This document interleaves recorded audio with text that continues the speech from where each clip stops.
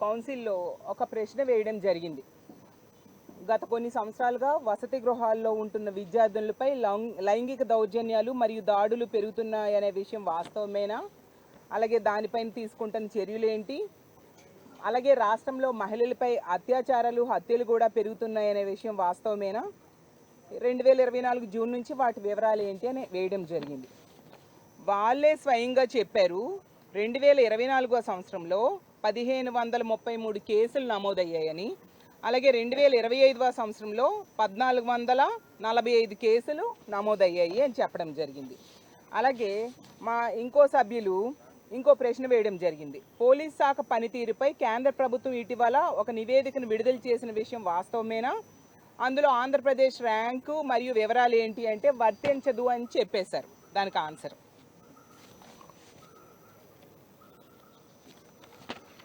అయితే వాళ్ళు చెప్పిన దాని ప్రకారం 2025వ సంవత్సరంలో 1445 కేసులు మహిళల మీద అత్యాచారాలు, హత్యలు గురించి నమోదవడం జరిగింది. అంటే గంటకి 4-5 కేసులు నమోదైనట్టుగా. అలాగే తీసుకుంటే 50-60 మందిపై వేధింపులు ఈ రాష్ట్రంలో కూటమి ప్రభుత్వం వచ్చాక మహిళల మీద వేధింపులు జరుగుతూ ఉన్నాయి. అంటే ఇంత దారుణంగా మహిళల రక్షణ వీళ్ళు గాలి కొదిలేసిన పరిస్థితి. క్రైమ్ ఎగ్నిస్ట్ ఉమెన్ నేను చెప్పడం కాదు, ఇక్కడ కలెక్టర్స్ కాన్ఫరెన్స్లో చంద్రబాబు నాయుడు గారికి అధికారులే చెప్పారు మహిళల మీద అఘాయిత్యాలు, అత్యాచారాలు, నేరాలు విపరీతంగా పెరిగిపోయాయి అనేసి. 1628 మంది మహిళలను ఈ రాష్ట్రంలో ఈ ఏడాది వేధించడం జరిగింది. అలాగే తీసుకుంటే చంద్రబాబు నాయుడు గారి సొంత జిల్లా అంటే అతను నివాసం ఉంటున్న జిల్లాలో తీసుకుంటే 11% ఈ మహిళల మీద నేరాలు పెరిగాయి. చంద్రబాబు నాయుడు గారి కుమారుడైన లోకేష్ గారు కూడా అదే జిల్లాలో ఉంటున్నారు. అదే జిల్లాలో 11% పెరిగాయి. అలాగే హోంమంత్రి గారి ఇన్ఛార్జిగా ఉన్న విజయనగరం జిల్లాలో తీసుకుంటే అక్కడ కూడా ఈ మహిళల మీద నేరాలు పెరిగిన పరిస్థితి మనం చూసాం. అలాగే తీసుకుంటే ఎంత దారుణం అంటే ముఖ్యమంత్రి గారి సొంత జిల్లాలో అతను నివాసం ఉంటున్న జిల్లాలో ఎంత దారుణంగా పెరిగాయి అంటే ముఖ్యమంత్రి గారి సాక్షిగా ఇలా మహిళల మీద నేరాలు జరుగుతూ ఉండే పరిస్థితి, మహిళల మీద అఘాయిత్యాలు జరుగుతూ ఉండే పరిస్థితి. ముఖ్యమంత్రి గారి నీడలో కూడా మహిళలకు భద్రత లేదు అనే విషయం మనకు అర్థమవుతూ ఉంది. ఇదిగోండి క్రైమ్ ఎగ్నిస్ట్ ఉమెన్ అనేసి వాళ్ళు మొన్న కలెక్టర్స్ కాన్ఫరెన్స్లో చెప్పిన విషయం. నేను దాన్నే చెప్పడం జరిగింది. అలాగే తీసుకుంటే ఈరోజు 10 జిల్లాల్లో ఈ విధంగా మహిళల మీద నేరాలు విపరీతంగా పెరిగాయి అన్నమాట. గుంటూరు, సత్యసాయి, నెల్లూరు, విజయనగరం, కడప, అన్నమయ్య, పల్నాడు, పార్వతీపురం, మన్యం, తిరుపతి జిల్లాల్లో ఈ విధంగా పెరుగుతూ ఉన్నాయి. అలాగే ఇలా పెరగడానికి ముఖ్యమైన కారణం ఏంటి అని తీసుకుంటే మద్యము, గంజాయి, అలాగే పోలీసుల తాలూకా అలసత్వము. ఈరోజు తీసుకుంటే మొన్ననే హోంమంత్రి గారు చెప్పేశారు ఏకంగా ఈ రాష్ట్రంలో గంజాయి లేదని చెప్పేశారు. కానీ ఈ కౌన్సిల్, అసెంబ్లీ ప్రారంభమైనాకే మనం చూసాం మదనపల్లిలో గంజాయికి, మద్యంకి బానిసయ్యి ఒక దుర్మార్గుడు ఎంత దారుణంగా 7 సంవత్సరాల బాలికని అత్యాచారం చేసి, హత్య చేసి తన ఇంట్లోనే డ్రమ్లో వాటర్లో పడేసి ఎంత దారుణం చేశాడో మనం అందరము చూసాం. గంజాయి, మద్యం మత్తులో అంటే ఇంత దారుణంగా వీటి ప్రభావం వలన తప్పుడు పనులు చేస్తూ ఉన్నారు. ఈరోజు ఇన్ని నేరాలు, ఘోరాలు జరగడానికి ముఖ్యమైన కారణం ఈ గంజాయి, మద్యం, డ్రగ్స్, ఇల్లీగల్ లిక్కర్. పోలీస్ అధికారులే చెప్తూ ఉన్నారు. ఈ కలెక్టర్స్ కాన్ఫరెన్స్లో ఎన్డీపీఎస్ కేసులు చూస్తే ఎవరైనా షాక్ అయిపోతారు. అంత దారుణంగా ఎన్డీపీఎస్ కేసులు ఈ రాష్ట్రంలో గత ఏడాది పెరిగాయి అన్నమాట. శ్రీకాకుళం జిల్లాలో ఏకంగా 213% గ్రోత్ ఉంది. అలాగే 121% నెల్లూరులో ఉంది. కోనసీమలో 72%, ఏలూరులో 50%, కర్నూలులో 50%, గుంటూరులో 44%, ప్రకాశంలో 37%, కాకినాడలో 36%, పశ్చిమ గోదావరిలో 36%, విజయనగరంలో 28%, ఎన్టీఆర్ జిల్లాలో 24%, కృష్ణా డిస్ట్రిక్ట్లో 20%, పల్నాడులో 6.7%, అన్నమయ్యలో 5.9%, తిరుపతిలో 1.3%. పవిత్ర పుణ్యక్షేత్రమైన తిరుపతిలో కూడా ఎన్డీపీఎస్ కేసులు ఎంత దారుణంగా 1.3% పెరుగుదలలో గ్రోత్ సాధించి ఉంది అనేది మనకు అర్థమవుతూ ఉంది. 15 జిల్లాల్లో ఈ విధంగా పెరుగుతూ ఉన్నాయంటే గంజాయి, మద్యము, ఇల్లీగల్ లిక్కరు ఈ విధంగా పెరుగుతూ ఉంది, వాటి వినియోగం పెరుగుతూ ఉంది, అందువల్ల ఈ కేసులు ఎంతగా నమోదవుతున్నాయి అనే విషయం మనకు అర్థమవుతూ ఉంది. అలాగే తీసుకుంటే పోలీస్ కాల్ సెంటర్కి 112 ఉంది, దానికి కాల్ చేస్తే పోలీసులు రెస్పాండ్ అయ్యే టైము తీసుకుంటే 26 నిమిషాలని సాక్షాత్తు అమిత్ షా గారే చెప్పడం జరిగింది. అమిత్ షా గారు మన ముఖ్యమంత్రి అయిన చంద్రబాబు నాయుడు గారికి లేఖ రాశారు.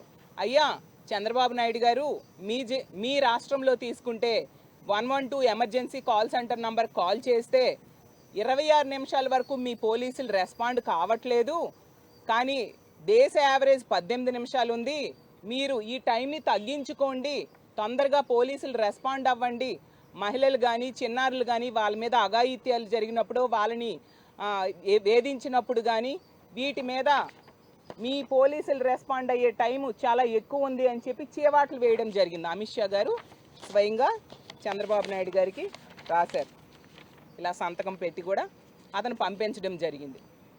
అది మేము అడిగితే దానికి సమాధానం లేదు. ఎంతసేపు కూడా డైవర్షన్ పాలిటిక్స్, డైవర్షన్ మాట్లాడుతూ మేము అడిగిన దేనికి కూడా సమాధానం చెప్పని పరిస్థితి. అసలు ఈరోజు ఆడపిల్లలు రక్షించండి రక్షించండి అని కాల్ సెంటర్కి ఫోన్ చేస్తే 26 నిమిషాల వరకు పోలీసులు స్పందించట్లేదంటే ఎంత దారుణం. అంత దారుణంగా పోలీస్ వ్యవస్థ ఉంది కాబట్టే, అంత నిర్లక్ష్యంగా పోలీసులు ఉన్నారు కాబట్టే, ప్రభుత్వం వైఫల్యం ఈ విధంగా ఉంది కాబట్టే మనం చూసుకుంటే మొన్ననే అనంతపురంలో ఇంటర్మీడియట్ అమ్మాయి కనిపించకుండా పోయి 2 రోజులైంది.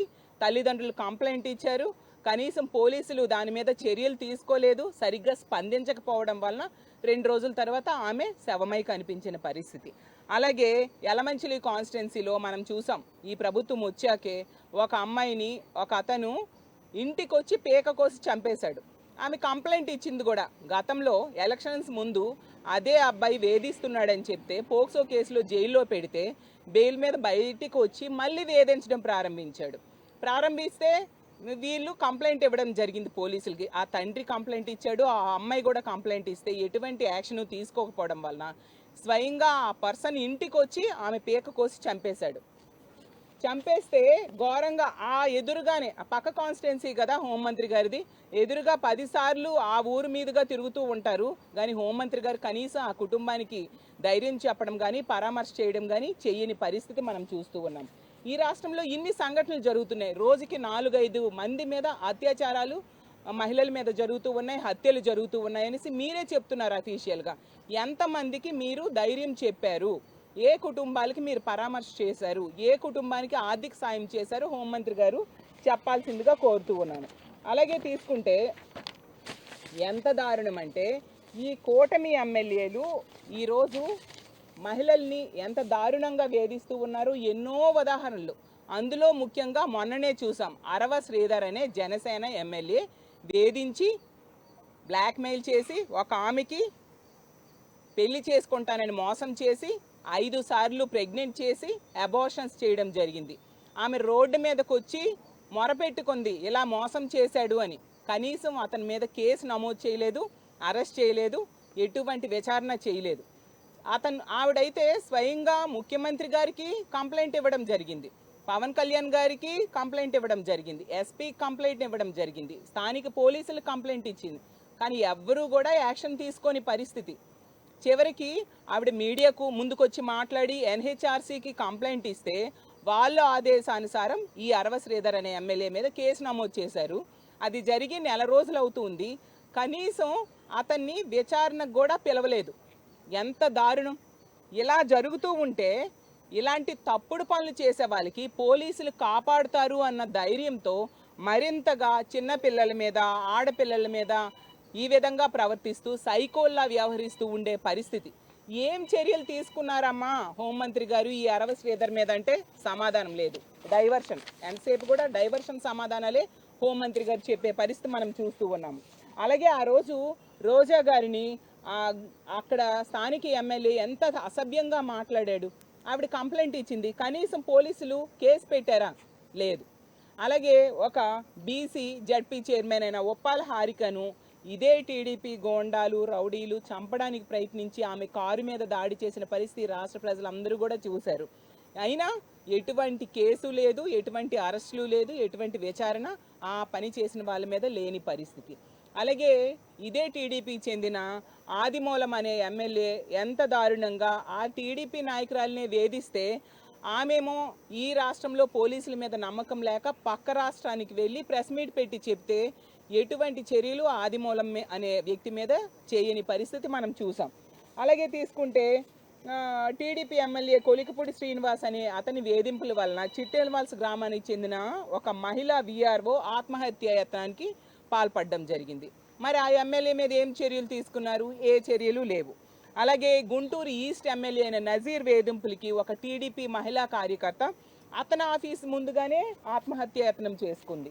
ఎటువంటి చర్యలైనా నజీర్ మీద తీసుకున్నారా అంటే ఎటువంటి చర్యలు లేని పరిస్థితి. అలాగే కాకినాడ రూరల్ జనసేన ఎమ్మెల్యే అనుచరులైతే పవన్ కళ్యాణ్ గారి పంచాయతీరాజ్ శాఖకు చెందిన ఫీల్డ్ అసిస్టెంట్కి ఎంత దారుణంగా నెల నెల మామూలు ఇవ్వాలి లేదంటే పక్కలోకి రావాలని ఆమెని వేధించడంతో ఆవిడ ఆత్మహత్య యత్నం చేసుకుంది.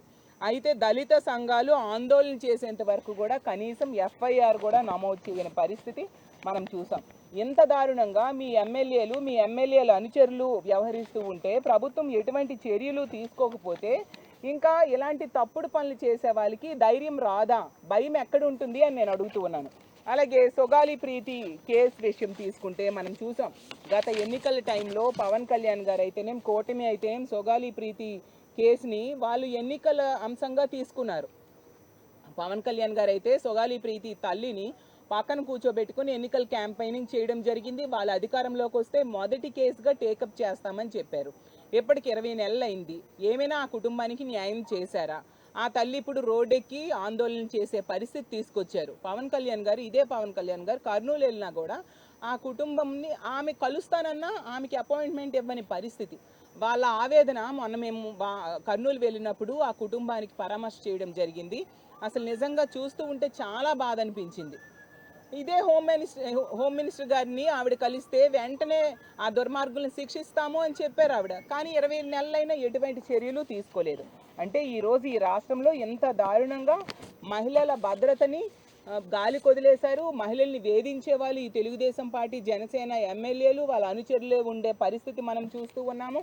హాస్టల్స్లో అయితే మహిళలకి ఆడపిల్లలకి కనీస భద్రత లేదు. భద్రతకి ఎటువంటి చర్యలు తీసుకోవట్లేదు. అక్కడ దారుణంగా హాస్టల్స్లో ఉండే అమ్మాయిలకు కూడా గర్భవతులను చేసేస్తూ ఉండే పరిస్థితి మనం చూస్తూ ఉన్నాము.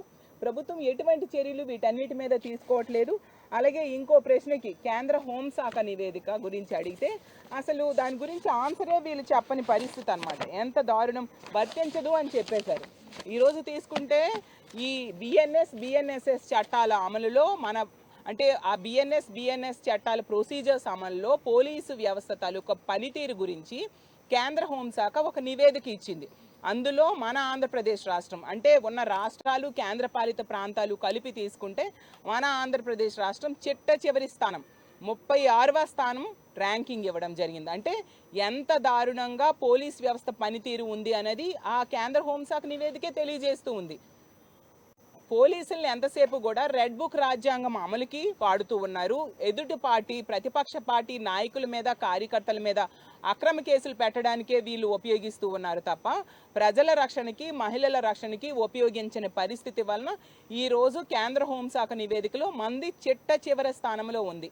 ఈరోజు హోంమంత్రి గారైనా ముఖ్యమంత్రి గారైనా సిగ్గుతో తలదించుకోవాలి. అసలు ఎమర్జెన్సీ రెస్పాన్స్లో అంత దారుణంగా 26 నిమిషాలు వీళ్ళు టైం తీసుకుంటూ ఉన్నారంటే మహిళలు కానీ ప్రజలు కానీ కాపాడండి అని అడిగినా 26 నిమిషాల వరకు ఈ పోలీసులు వెళ్ళరంట. అదే ప్రతిపక్ష పార్టీలు వాళ్ళ మీద వాళ్ళు ఏం తప్పులు చేయకపోయినా వెంటనే వచ్చి అరెస్టులు అక్రమ కేసులు పెట్టే పరిస్థితి మనం చూస్తూ ఉన్నాము. కాబట్టి ఎప్పటికైనా మిమ్మల్ని నమ్మి ఓట్లేసిన ప్రజల రక్షణ మీద ఈ ప్రభుత్వం దృష్టి పెట్టాల్సిందిగా, ఎప్పటికైనా డైవర్షన్ పాలిటిక్స్ ఆపి ప్రజలకి రక్షించాల్సిందిగా కోరుతూ సెలవు తీసుకుంటున్నాను. Thank you.